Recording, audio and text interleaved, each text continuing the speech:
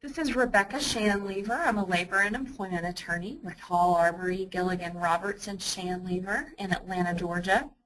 Welcome back. For those of you just joining us, we are wrapping up our seminar on FMLA abuse prevention. And this last segment, we're going to sort of recap what I think are the top 10 strategies for handling FMLA situations and preventing abuse. We've gone through a lot of these in our case examples that we've just covered. So this is just sort of a recap of the strategies that we've learned from going through those real-life examples. Number one is to actually require notice from your employees. And I say actually require it because the law requires it. And the law requires an employee to fill out a form and give actual written notice of the need for FMLA leave. But, well, let me back up. The law allows an employer to require that. But some employers don't actually require it. Some employers say, well, the employees told me they need leave for surgery, so we'll just take them at their word. And they don't actually require the formal notice that the law does allow an employer to insist on. And one of the reasons that that's important, and we've seen this throughout all of our case examples, is that making an employee sit down and write out the need for leave, sign a verification, makes it a little harder for him or her to take advantage of being able to take FMLA leave. It forces him or her to write out the need for leave, when the leave needs to be taken, and go through a formal process. It makes the employee realize, too, that you are going to be following it and tracking it, and I think just sort of sends the message that you're paying attention and makes the employee less likely to fall into a situation where they feel like they can abuse their FMLA leave. Sort of related important strategy is requiring that medical certification, not just the notice and certification from the employee, but the medical certification that comes from the employee's health care provider. Once you get that certification, you're going to want to use it keeping track of what the employee's actual leave pattern is and comparing that pattern to what the medical certification says. So that if an employee gets a certification, for example, for a 6-week period, I'm going to need to, this employee is going to need to be out 2 or 3 times a week. And then you go and look, and the employee's actually taking 4 full days off a week. That doesn't match up with what the medical certification says. So if you get that medical certification in the first place, and then compare the leave to the certification, whether you're comparing it on an ongoing basis or just when you suspect that there is an abuse situation going on, it gives you something to go back to and to hold the employee to, and even go back and get an additional certification if it's necessary, if things have changed. If they haven't, then again, that sends the message to the employee that you're tracking what's going on and that the leave is only going to be allowed when it's truly needed for the FMLA qualifying reason. Another strategy we have that's kind of related is getting a second opinion. And that's when that can be done, and it's at the employer's expense, but it can be done when you suspect that maybe the need for leave isn't really accurate, or that the employee's healthcare provider is just sort of saying whatever the employee wants him or her to say.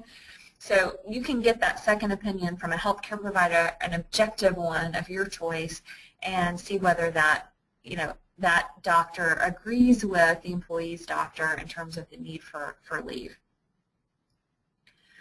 I talked about this a minute ago, but requesting recertification when it's allowed and when it's appropriate is another sort of tool that employers have, and it's important to remember that it's available. You can't do it every week, and you can't do it in every circumstance, but when there is a change in the leave pattern, recertification is something important that you can and should ask for.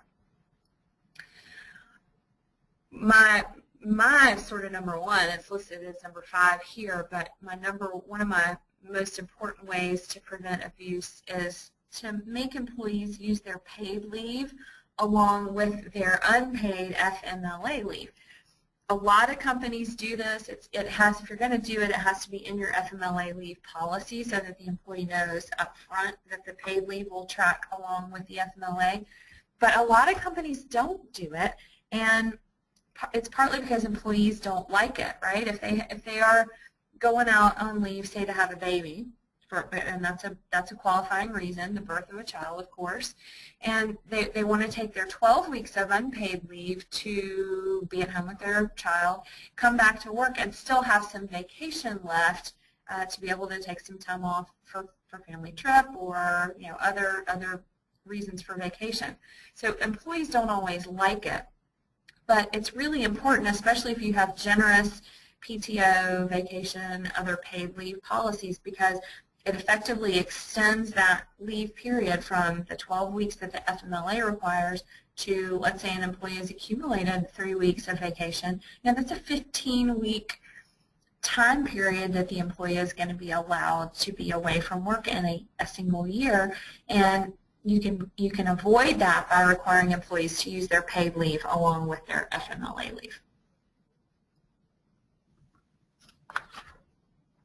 Another important strategy is to come up with a list of questions that you sort of have in advance, that it's almost like a checklist that helps you make sure that the absence an employee has is a covered absence related to his or her FMLA leave. It's something you can just have at your disposal to sort of just go down a list of questions. Hey, I see you were out for leave. What was this absence for? Is this absence related to your FMLA certification? Or if the employee doesn't have certification yet, is this absence related to a serious health condition or any other FMLA qualifying event? It's important to do that so that you know if an employee's absence is possibly FMLA covered, because the employee doesn't always ask for FMLA. They may just take 3 days off because they say they're sick. And if it's for having a cold or strep throat or something, it may, you don't know that unless you ask the question. A lot of my policies in place that are a set trigger for sending out whether an employee needs to be absent for 3 days in a row or 5 days in a row, but some set trigger for when this happens, then we send out this FMLA paperwork so that the employee is aware of the FMLA and the employee's entitlement to leave, and that they need to let us know if it isn't. So doing that, having a list of questions to ask and calling the employee and asking, or asking when they get back to the office, is a good way to sort of find out if there is an FMLA qualifying situation or not, which is a good way to prevent abuse. And again, all of these are generally applicable policies that we've been talking about. A call-in policy, checking in, staying in communication with the employee, having a verification, an independent personal verification policy. Those are all generally applicable policies that, as long as they apply to all leave situations, then they're allowed under the FMLA, and they can certainly help prevent abuse of FMLA leave. Tracking absences, we've talked about that a lot. It's important to track them for several reasons. You want to track them so that you can match up absences and the pattern of leave to the leave certification, but also so you know how much leave an employee has taken, particularly in an intermittent leave situation where there's no set end date for the 12 weeks because it just depends on how much leave the employee takes. It is an administrative hassle. It does take time, but it is worth it to keep track of when your employees are absent so you know how much leave they are using. Another strategy that can be used in certain circumstances is to not approve intermittent leave, and that's not always, you have to be careful with this one, but there are a lot of circumstances where intermittent leave is not appropriate, and If you can push back on an employee's healthcare provider about the need for intermittent leave, or if an employee is trying to take intermittent leave for birth or adoption of a child, then don't allow it. Intermittent leave is one of the most, as I said, is the most difficult FMLA scenario to handle. And if you can, consider, denying intermittent leave or just encouraging the employee to take off a bunch of leave at one time and get better and then get back to work full-time with no additional leave, rather than having sort of just days off here and there for a whole year period. It doesn't work in most circumstances, but where it can, you should certainly consider not approving intermittent leave. And another important thing that you can do is ask, and I think a lot of employers forget about this, is the FMLA does specifically allow you to ask your employee to schedule treatments around work, doctor's appointments, medical treatments, whatever it is. And so, there are a lot of doctor's offices that open at 8 a.m. And if you can ask your employees to schedule their appointments early in the morning and then come into work, just a little bit later, rather than leaving in the middle of the day and then just not coming back. You can't, of course, force an employee to make doctor's appointments at a certain time, but I have found that some employees, if you just ask them, it's like maybe they just didn't even think about it. You just ask them to make their doctor's appointments early in the morning, or if their doctor has Saturday hours on Saturdays, or any other day or time that's not within the employee's normal working hours, then they actually are willing to do it. And so it's just not something people always think about. So that's another important strategy.